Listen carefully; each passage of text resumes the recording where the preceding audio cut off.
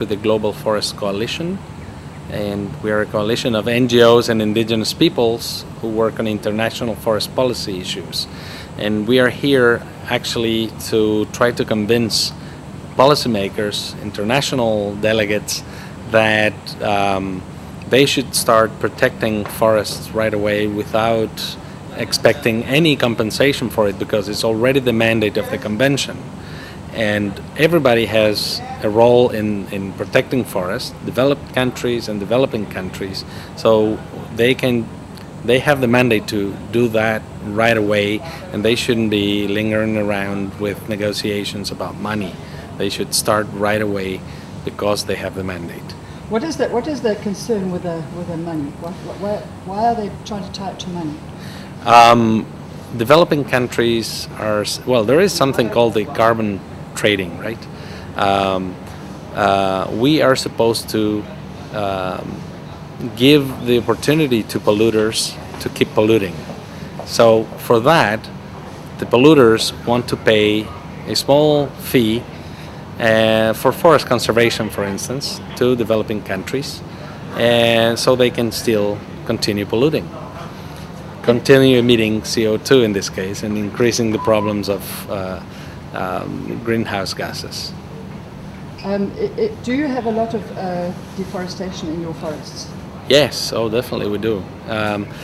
My organization is a global organization. We work with people in Indonesia, in Malaysia, India, South Africa.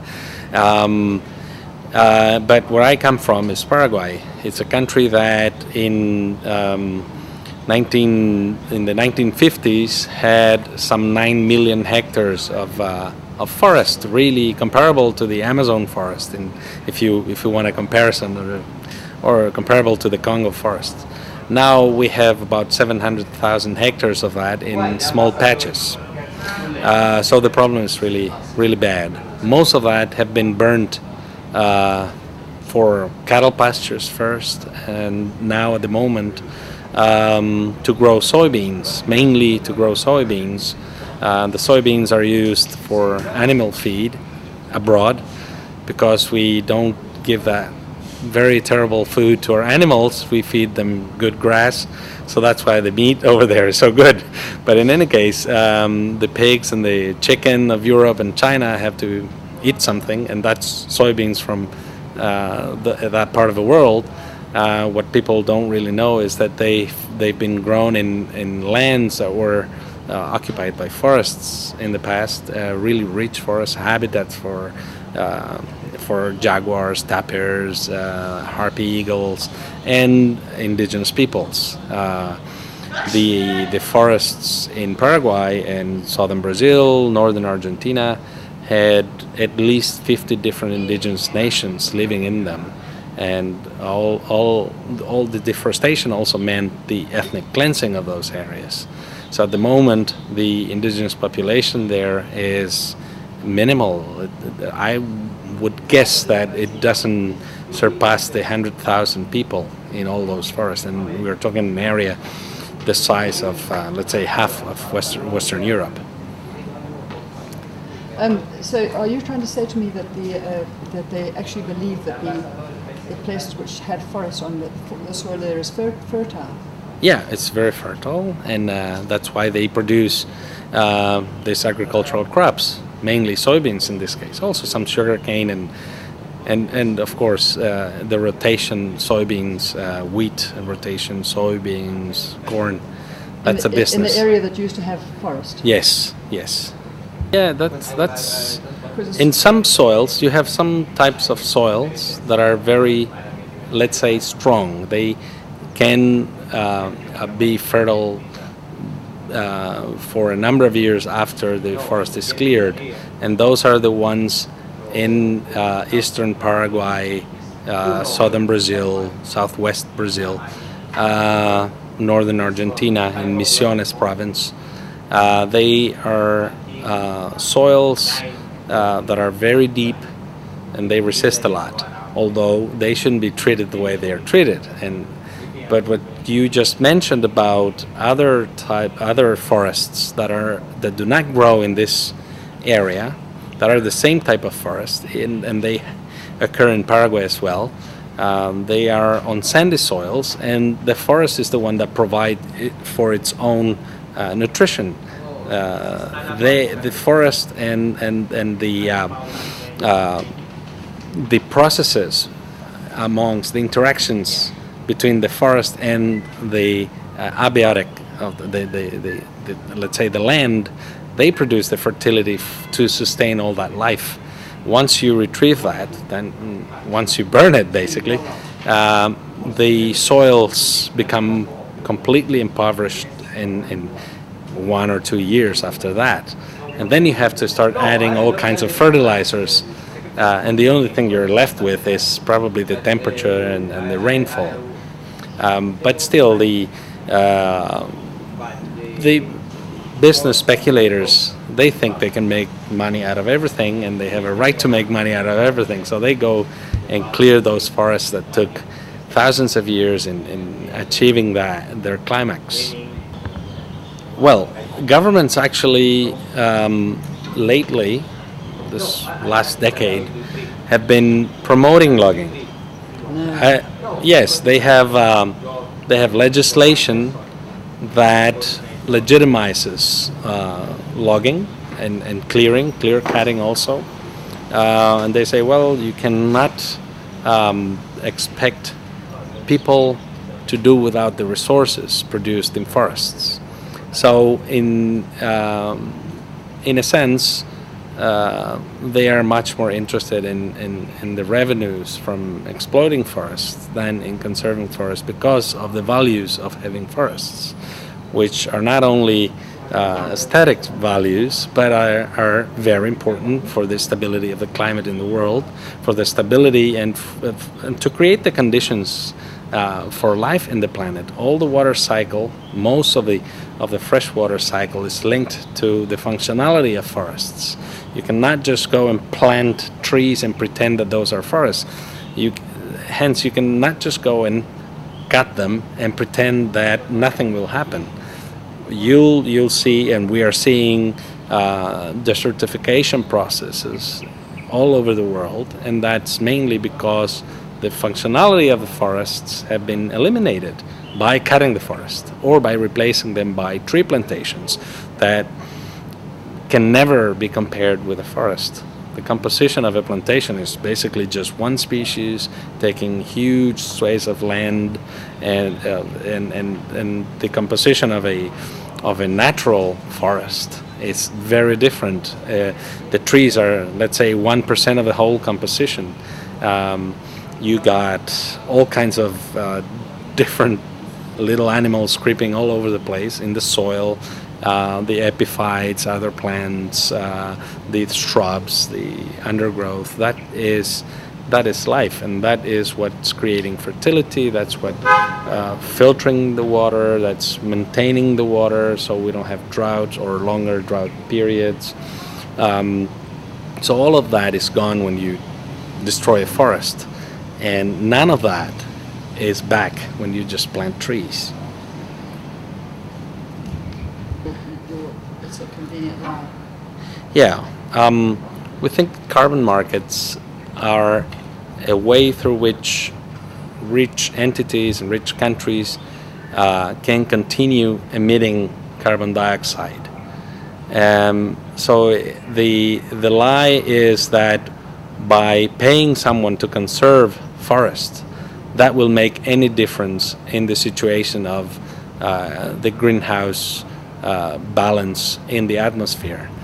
For every hectare of forest you save, you are definitely doing something positive for the environment.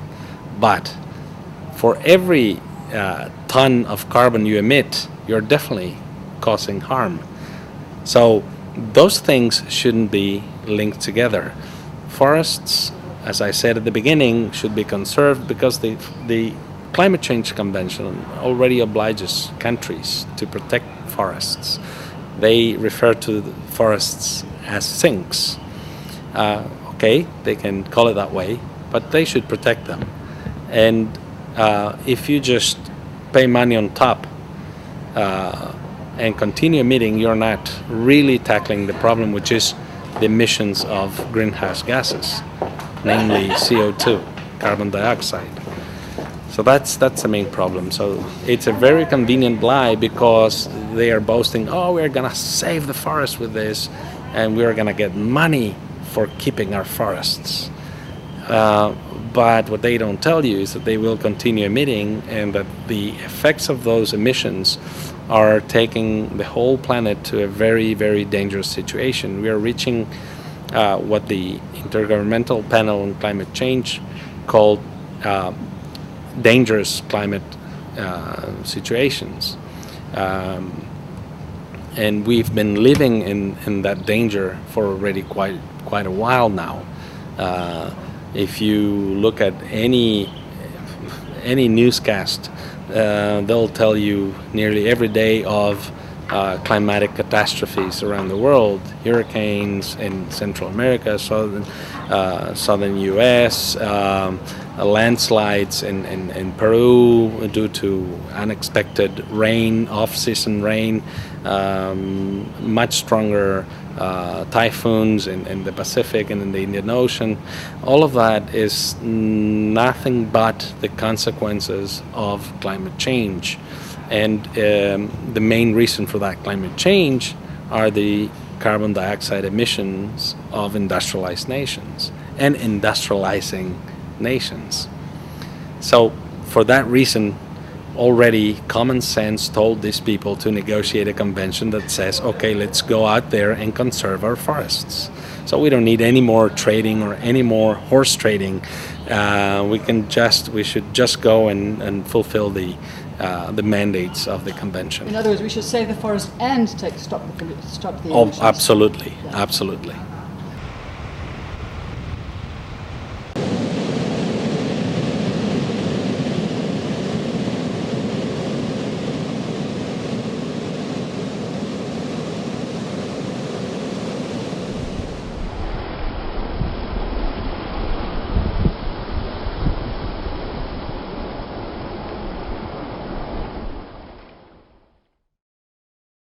I think there's never been more confusion in this modern life than ever before about what to eat. We have such an oversupply of food, but yet again so much confusion about this diet and that diet and all these fad diets going around, and all the scientific information coming out. And for me, there's only three dietary guidelines that we should adhere to, the three most important guidelines that we should apply in our everyday eating. And the first one is to eat God-made, not man-made. So food in its most original, unprocessed form is good for us. And to explain that in another way, to elaborate a little bit about that, I think also the main thing is we don't realize that food should be our medicine. So the importance of food and the role it's playing. What is this God-made opposed to man-made, and how will it affect us? I have an analogy that I explain it, but maybe to step back and just ask ourselves, why do we eat food in the first place? And I think that one of the main reasons is comfort. It's social. Every social event we eat. It's a habit. It's 1 o'clock, I must eat. But the main reason, if we think about it, is for energy. Food is there to sustain us.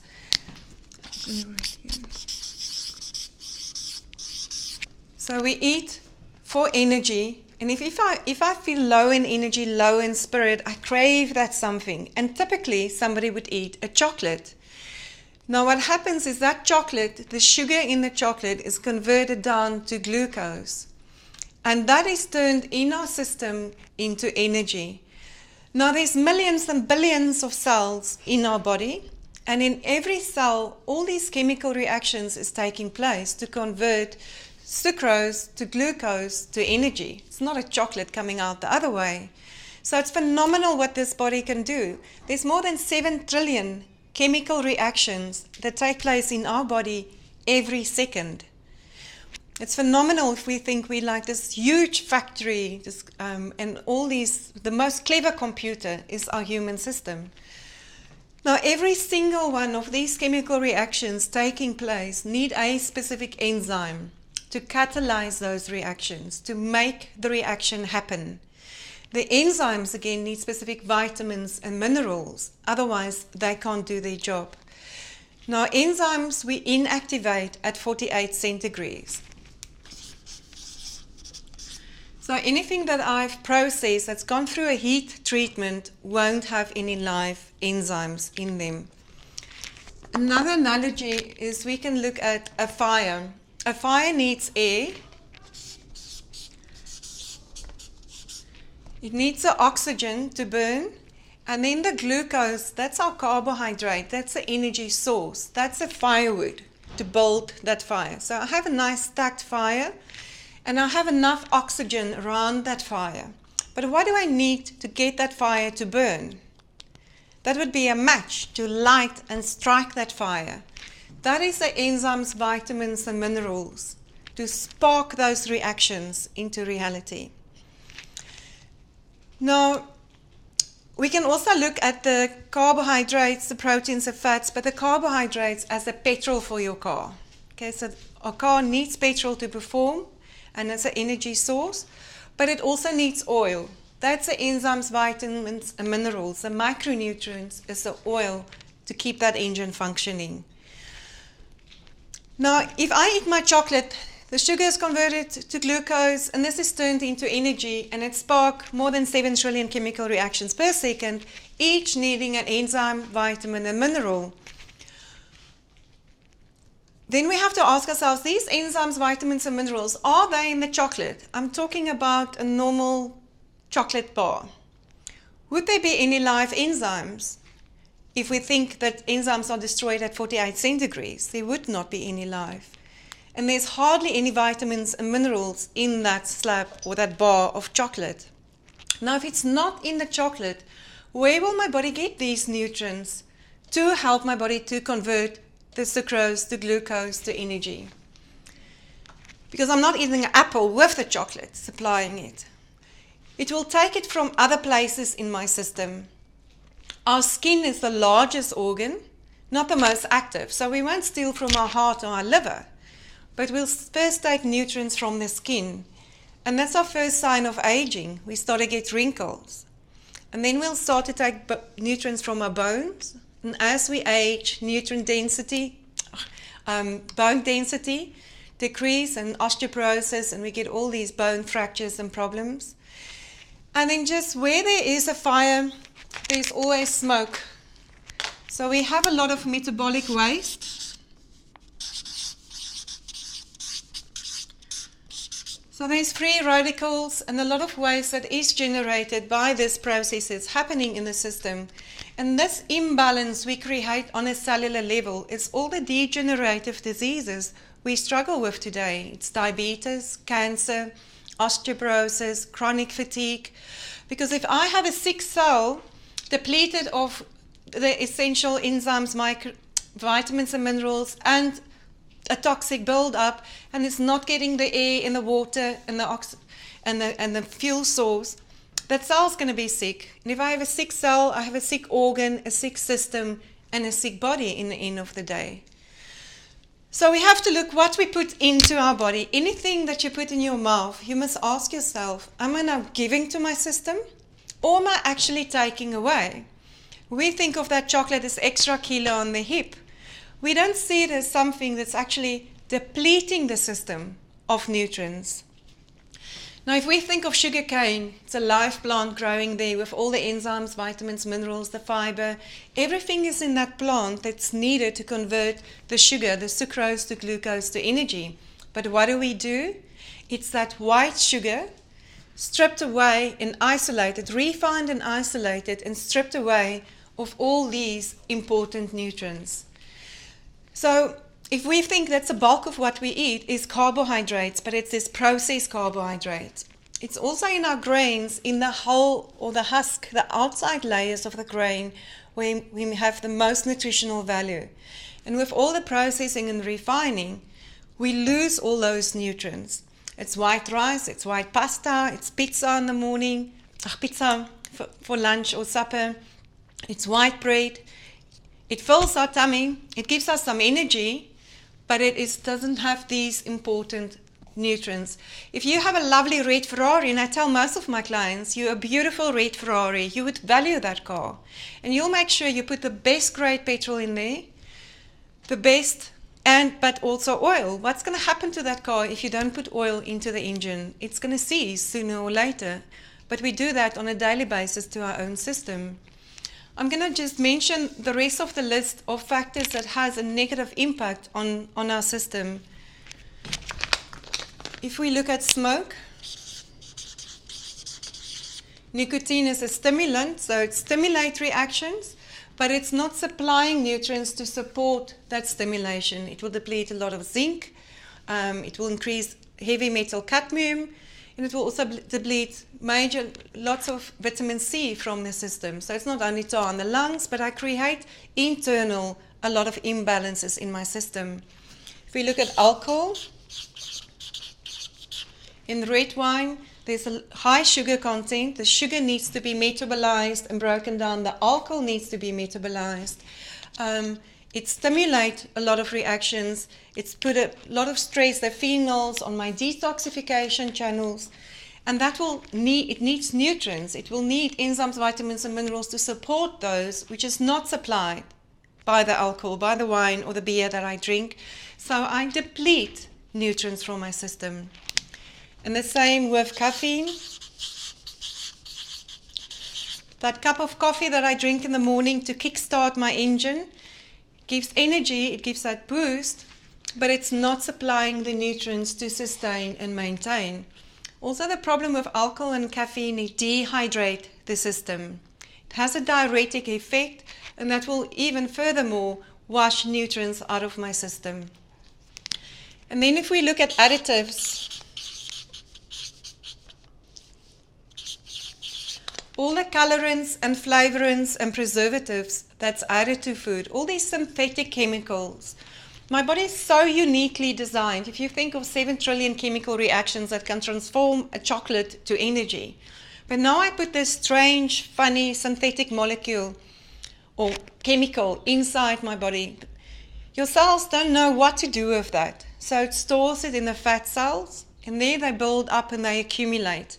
Many of these chemicals are carcinogenic. They will cause cancer in the long run. They build up in our system, and they put a lot of stress on the liver to try to break that down and to detox it, taking more nutrients from our system. And something like tartrazine will bind to zinc, so it depletes more nutrients. And then if we look at medication, because many people don't relate illness to food. If we're ill, we go to the doctor and we get a drug to treat us. But medication will treat a specific symptom. If I have a headache, I will drink a pain pill. But I don't have a headache because I've got an aspirin deficiency.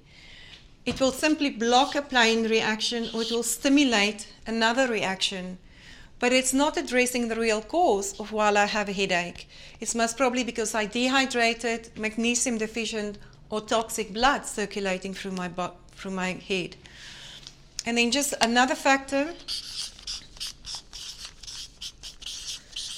Last but not least is stress we're exposed to in our daily life.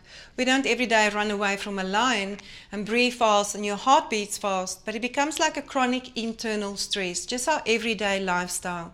It's like driving that red Ferrari at high revs. So you'll burn more petrol, more oil, and more exhaust fumes. That whole acceleration of the aging process.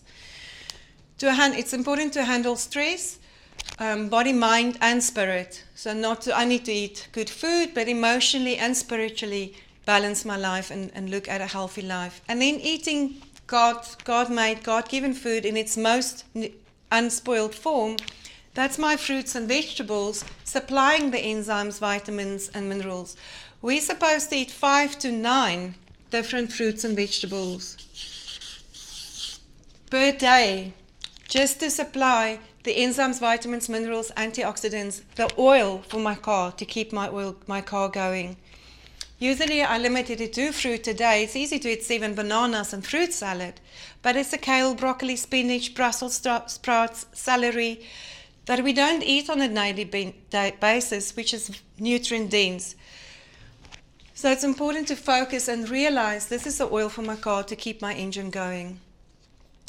I think today the big problem is we don't get the right nutrients into our diet. We don't eat the fruits and vegetables, we suppose, in the quantities we suppose. And even if we do, they're devoid of nutrients. Some of the oranges has 0% vitamin C in them because they hybridize, they're seedless, they're picked when they're grass green, the soil is depleted, and they're shipped around the world twice before they land on our plate. But we're not eating the food we suppose, they're devoid of nutrients, plus we do all these negative factors that's further depleting nutrients from our system. So we have a double negative. We're not getting the nutrients, we have these habits that's depleting more nutrients from our system, plus we bombard our body with toxins and drugs that's foreign to our system that our body can't work and can't cope with. So this will just give us that whole perspective on why it's so important to eat food in its most unspoiled form, nutrient-dense. And just think of your red Ferrari. You'll put the best grade of petrol, okay, like the manufacturer of that car has intended, and oil to get the best performance out of that car. And we must respect ourselves and do the same. That's the first aspect of balanced nutrition. On the second one, I'll just focus on balance and proportions, and I think that is where the big debate lies, is what is the proportions and what should we eat? To me, it is to balance 20% of our diet. If this is our plate of food, 20% of that should be our complex carbohydrate.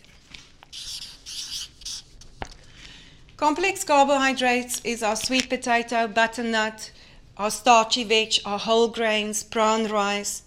And then 20% should be our protein. That can be animal and vegetable source of protein, our free-range eggs and pulses, our beans. And then 10% must be fats and oils. But 50% on our plate should be our salad vegetables. And every meal should be balanced like this. There's a lot of variation to this theme, but for me the realization came that this is how our body composition looked like. We are made of 60% water. 60 to 70% of our body composition is water.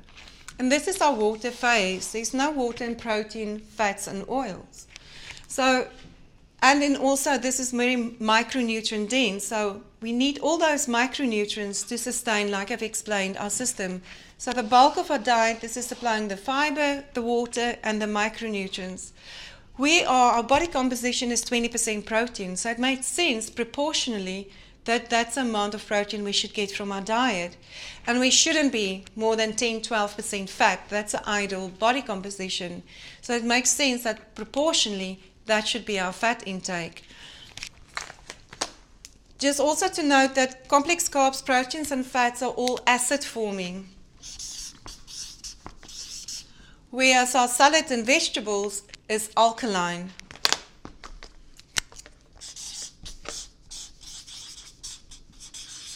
And it's therefore very important to balance the acidity and alkalinity in our diet. One would typically think just for breakfast in the morning, one can start with a lovely frittata with loads of salad, of vegetables in that frittata with free-range eggs, or an omelette with a lovely vegetable filling, or a smoothie made with fermented kefir milk and coconut and seeds and nuts in there, and berries and a banana and dates. So to have a variety in every meal. And then there's a big question and the argument about raw and cooked. I believe in balance. I don't believe in any dietary extremes. So 50% of our diet should be raw, where 50% of our diet should be cooked. When we expose food to heat, we destroy our enzymes and most of our vitamins. But many of our minerals are better absorbed from cooked food, like lycopene in tomatoes and carotene in carrots. So today I'll have it cooked in a stew or a soup, and tomorrow I'll have it raw in a salad. So the first point is God made these versus man-made, and then the importance of having balanced proportions and variety in our diet. And last but not least is our water intake. most of people are just chronically dehydrated. It doesn't mean coffee and alcohol or sodas. We need to have a good purified form of water. We need 300 milliliters of water per 10 kilogram of body weight. So it depends on body weight how much water you'll drink.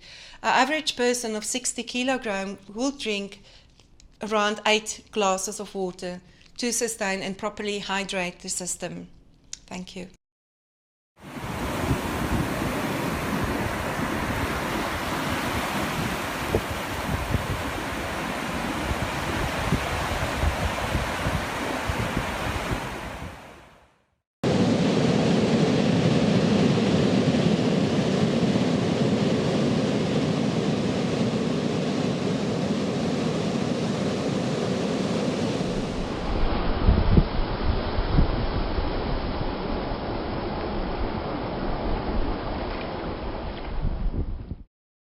This case started with civil society. In other words, we dealt with an informant in this case. This case would most probably never have been if it wasn't for that individual that provided that first information of the crime. Now, that individual also provided the information on 3 prior cases, but he provided the information to the wrong people.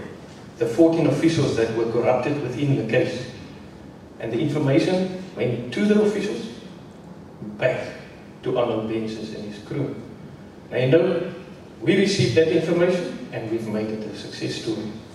But we couldn't have done that on our own. J.D. Kotze is here. He was the head investigator of the Scorpions at the time. Brilliant, excellent investigative skills and capacity. They took the case to the next level. The Asset Forfeiture Unit, the National Prosecuting Authority, the Department of Justice in South Africa, the US attorneys, Marcus Asnan, the first prosecutor prosecuting this case. He's present in this room. An honor and a privilege to have all the role players here today. He's here today. He played a crucial role. What I'm trying to illustrate is, it cannot be one person's work.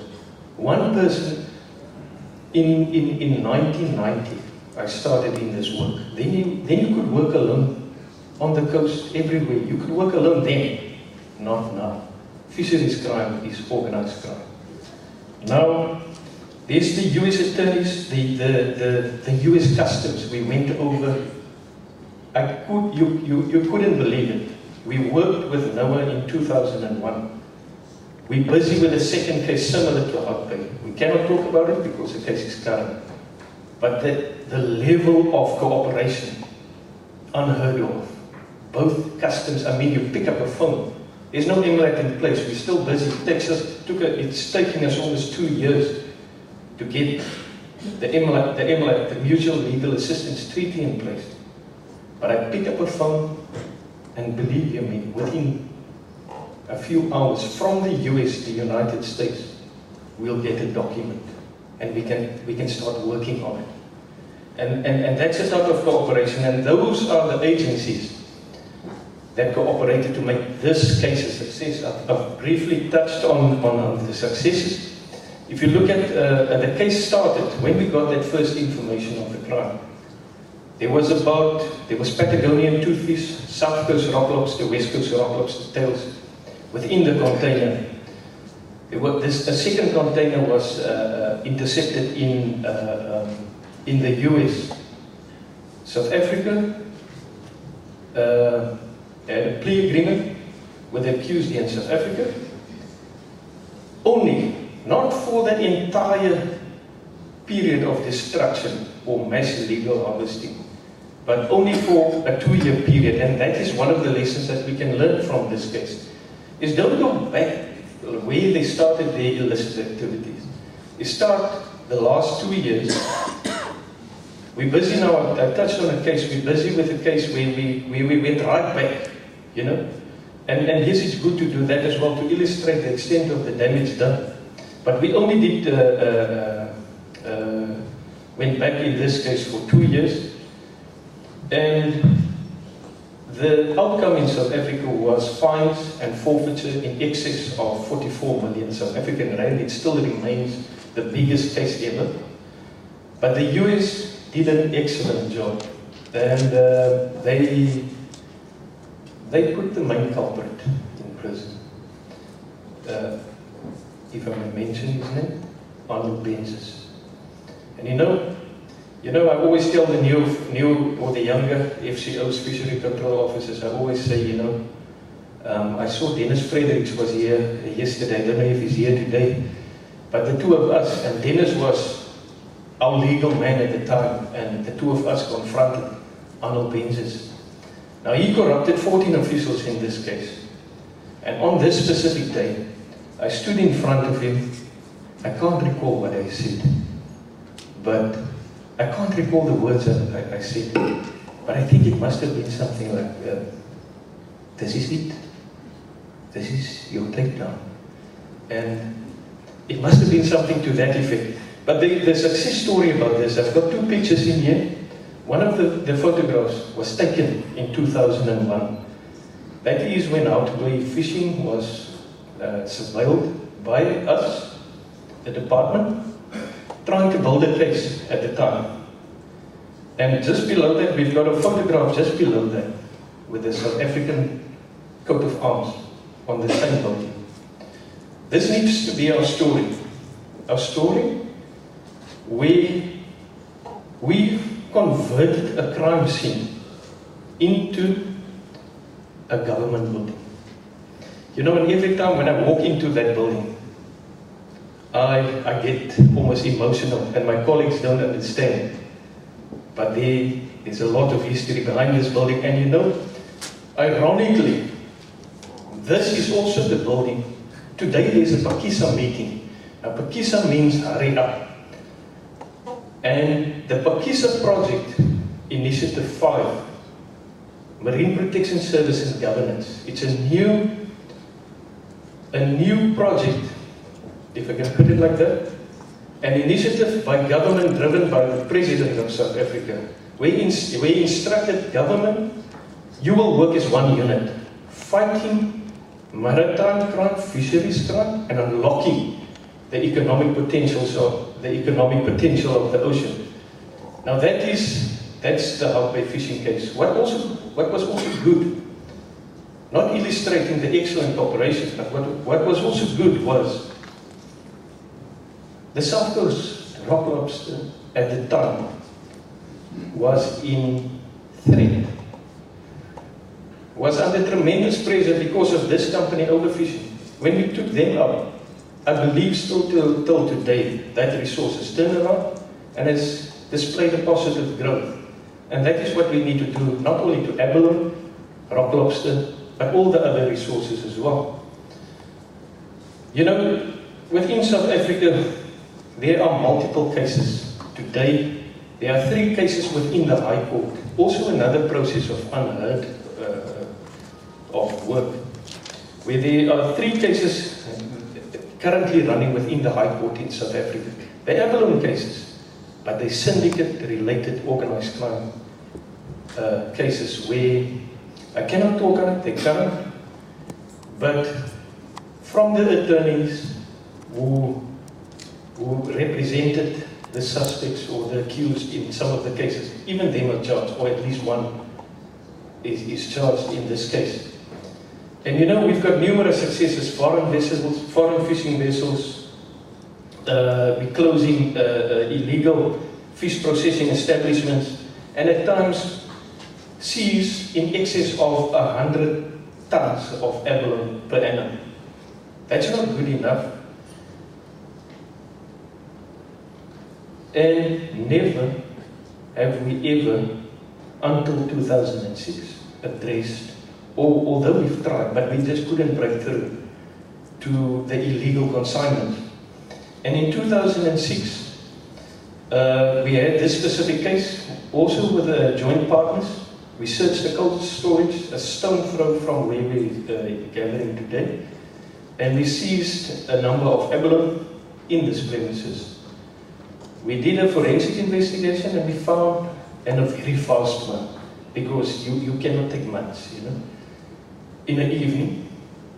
And we found consignments 3, 4, 5, and 6 en route to Malaysia and Singapore and destined for Hong Kong. We returned all of them successfully, and this is one of the marked cases where we developed the process of getting those illegal consignments back to South Africa. You cannot turn that is the Cape Town Bridge. We were so excited that vessel came in Durban. We waited for that vessel to come in Durban because we were cautious of the syndicate members getting hold of the containers. But you cannot turn a ship like that around, a multi-million-dollar ship. But we've developed the method of getting the containers. But the value of it was 11 million rand South African value. If that had to be sold, it would have been sold for 66 million, between 66 and 100 million in the Far East. Same. We've consignment 7 and 8. A premises here in Table View was searched, also a legal abalone processing establishment. And we found abalone to the value of 5 million rand at this premises. And we did the same. We went through the documentation. We went through all. If there's a name, if there's a IP address or anything, we would go through, and we found these containers en route. It didn't reach its destination in Hong Kong, but we got it back, and the previous one that I mentioned was exported illegally as pilchards. Now, if somebody exports pilchards, it would have been fine at the time because you didn't need an export permit for the pilchards at the time. We've closed that gap that you need a permit for any fish. But it was exported as pilchard. These consignments were exported as polypropylene pellets. And I'm not going to repeat the figures, you can actually see it up there. But there were a total of 18 of those bales, each bale weighing 1 ton, containing, so it was about 18, 19 tons of polypropylene pellets. Now you can imagine a normal FCO fishery control officer. How is he to inspect that container? If you do inspect it, you need a forklift to unpack it. If you unpack it, polypropylene pellets flows like water if you open that bag. You search, you find nothing. Only 8 of those bags had the abalone in. So it just shows you the extent that they actually go to. I'm only touching on a few cases, and this is also one of significance, is also through the information network. We've learned that the AFCD, the Agriculture and Fisheries Department of and Conservation Department of the Administrative Region in Hong Kong, seized the container, and that's all we had. And we picked up the phone. Marcus Bergner put us in contact with Charles Kuhn of the AFCD. And we got his phone number, and we phoned him, and he said, no, it's not him, it's at the Maritime and Customs Command. And we phoned and we never stopped. And we told them, listen here, do you have a container? Yes, we do. And but that container is illegal. It's people have been deprived of a livelihood, and we told them the truth. And they started cooperating with us. And through the information that we received from Hong Kong, we found that the same syndicate sent another container through. We intercepted that container and returned it successfully. What was interesting in this case, and I must mention it, is that we valued that abalone at about just over 2 million, about 7 million South African rand. The Hong Kong authorities, they had an independent auditor, they valued the same container, which we returned successfully to South Africa at over 27 million South African rand. At that time, the Hong Kong dollar was almost similar to the South African rand. And the accused, they were going to fight this case. And we arrived at this court here, the Chu Sen Magistrates Court in Hong Kong. And we thought, you know, you always hear of an official committed suicide flying out of a building in Hong Kong. And we thought of something like that, and we thought, no, we need to take state security, we need to take the police with it. And at the end, we were only 2 officials, and we went to fight that case, and we got a conviction.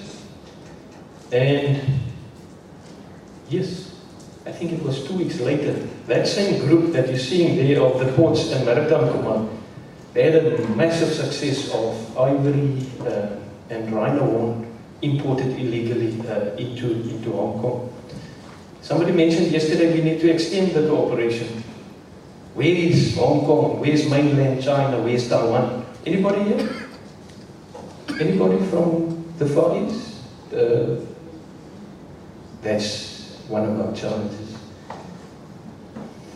A last case, same thing, same principles. Consignment exported premises identified in South Africa. 3 suspects arrested.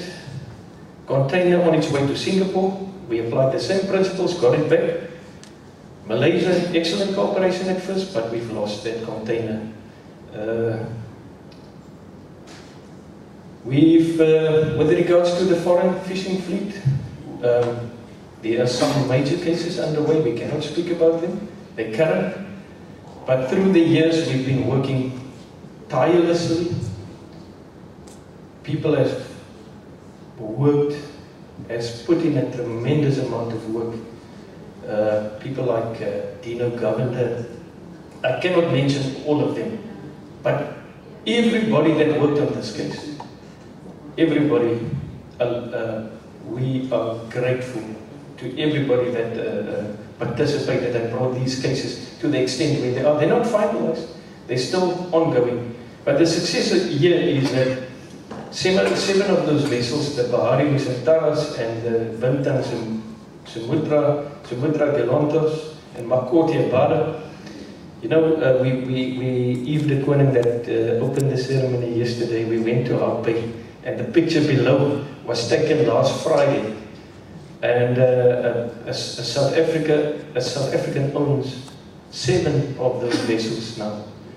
And vessels that has been fully involved in IUU fishing, human rights violations, human trafficking, IUU fishing, fisheries crime.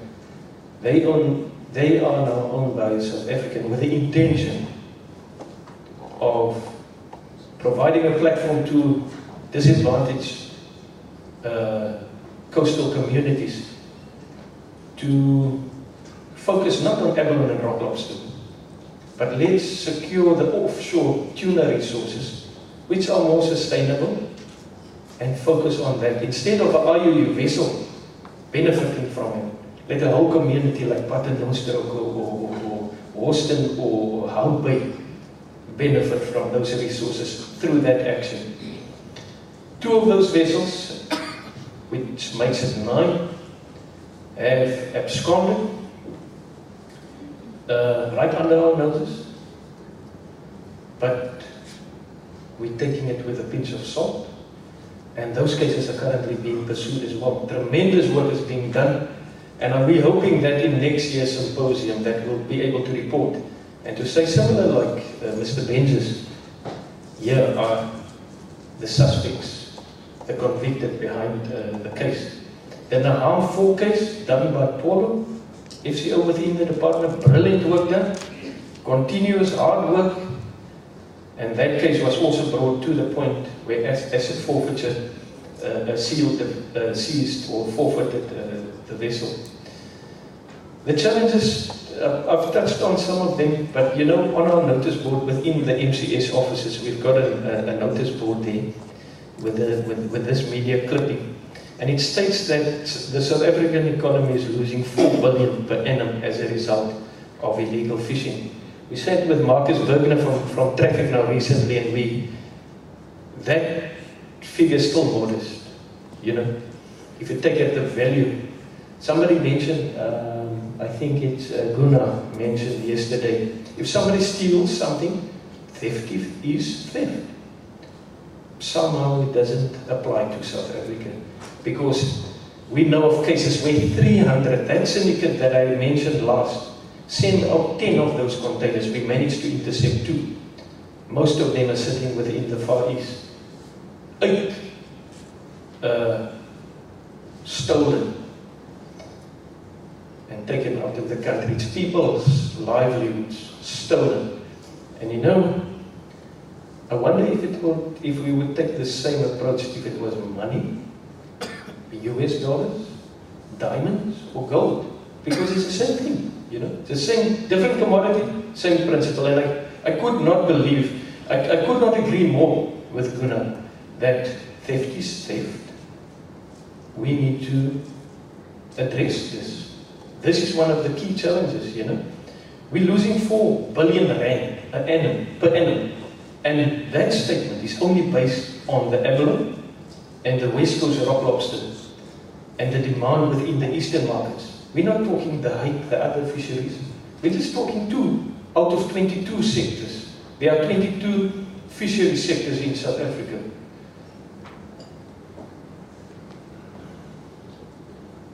In the same article, a UCT study by Serge is also mentioned, where he confirms that about 3,000 tons of abalone is exported to the Asian markets illegally. Traffic confirms this by saying it's between 2,000 and 3,000 tons annually. If you convert that in a monetary value, it's tremendous. The One Earth Foundation of the Fisheries Crime Working Group of the Indian Ocean Forum on Maritime Crime estimates that 18% of the total fish harvest within the Western Indian Ocean and 32% of the total catch in the Eastern Indian Ocean are either illegal or unreported. This is about 50% just in the Indian Ocean alone. It's a challenge. What are we doing? We are the fisheries crime fighters. We are the international community. Similar to the Hout Bay fishing case, we need to bring that figure down. Despite the numerous successes, thousands of consignments with illegally harvested inshore South African resources still reach their destinies as we speak, today, undetected. And we need to change that. Fisheries crime syndicates, I've mentioned it, are well structured. It's challenging and difficult to identify these syndicates. They operate without boundaries, and no legitimate rules apply to them. They are organized crime. Stealing, robbing poor coastal communities within South Africa, Africa, and other countries of a livelihood. We as a global community, the challenge is for us to fully cooperate with the global enforcement community, and we need to address IUU fishing and its related activities, not only within the South African exclusive economic zone, but on the high seas, both in a reactive and proactive manner. It remains challenging and costly. You know, the Thunder case was presented yesterday. South Africa is part of Interpol. We work tirelessly around trying to get, for 3 months, to get hold of that vessel. Sea Shepherd, Bob Barker, and the other vessel. Brilliant work.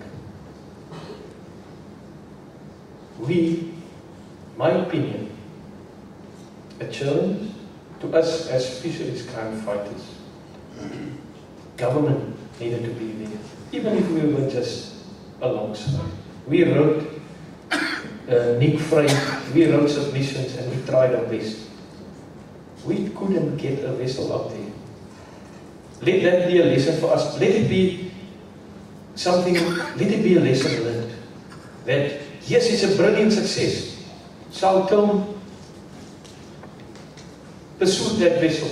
Maybe pollution charges. Excellent. Yesterday, Alistair announced a guilty verdict. We should have jumped with joy. They charged him similar to the Al Capone strategy. Not for the fish, but for the pollution. You know, there will always be something to get these criminals. You know, and we don't do this for ourselves. We do it for the poor, for the needy. Flag states need to fully cooperate and share information. Flag states are doing a brilliant job, but there's some that's completely absent, you know.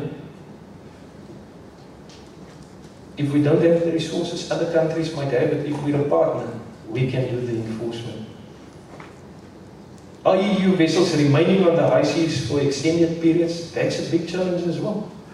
And we need to shift the focus away from the vulnerable inshore fisheries resources like your abalone and lobster. I've touched on this.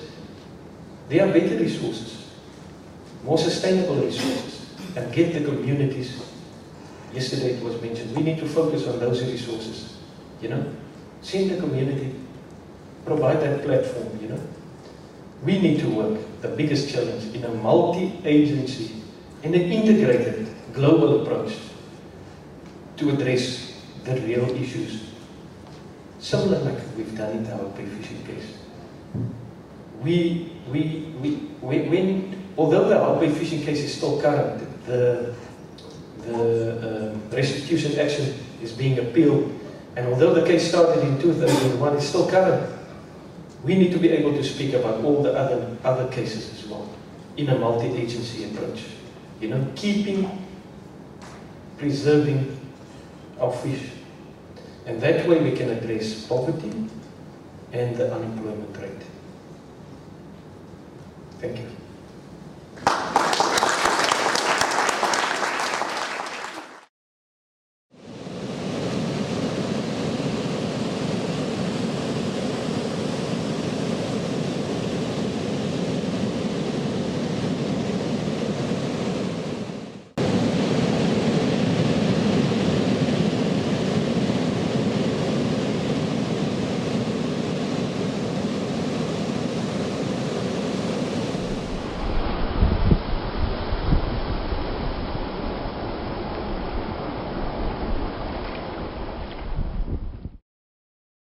An interesting development and an opportunity is that the press about fisheries products being tainted with forced labour and slave labour has led to 2 class actions in California. One is related to Costco, which is related to the Guardian expose of CP sharks having trash fish caught by slave labour, putting it into the food chain through fish meal for scallops and prawns. And the second one relates to cat food, of all things. Cat food that's been tainted by slave-caught fish. And a number of major US brands have been targeted, and we believe, as they're the owner, Thai Union may also be targeted, which could be quite a significant development. It's also clear that retailers are becoming increasingly concerned about their supply chain and their brand, their image. Once it's targeted, it's very, very hard to recover. Another challenge is to reach public perception. Fisheries and what happens at sea is generally out of sight, out of mind. We've been using that for many years in the UN and other areas. But these hard reports from investigative journalists may be overcoming that. And we believe we have an opportunity. But we need to plan how we do it in a coherent way, involving multi-stakeholder participation, involving key governments, and taking the hard decisions and securing the multi-agency cooperation, which is fundamental. There aren't many in this room that could permeate the complex corporate webs which these criminal networks have developed. As has been said, they're not stupid, they're very clever, they've got good lawyers, they've got good planners, they know how to conceal what they're doing. And it is a real challenge to break that veil, but it is a veil nevertheless one we must break. So I thank you for your attention.